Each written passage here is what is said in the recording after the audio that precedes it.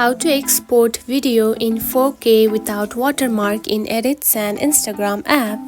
If you have been using the Edits application and wondering on how to export videos that you have created on it in the 4K quality without the watermark, don't worry. In this video, I will show you how to do it. So let's get started.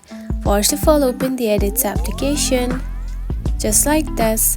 After opening it, you will find something like this on your projects, just right here. Now to export video, simply tap on the plus button right here and simply create a video, just like this. Now I am choosing one of the video from my projects, just like this.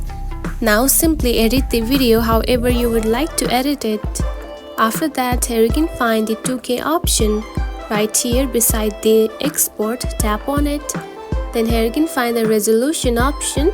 Tap on to 4K, just like this. Now you can see it has been changed to 4K quality. Then simply tap on to export. Now you can see it is exported onto your gallery. Now go to your photos. Then here you can find the project, and also you can see there is no any watermark on it. So you don't need to do anything to remove the watermark, because there is no any watermark of the Edits app.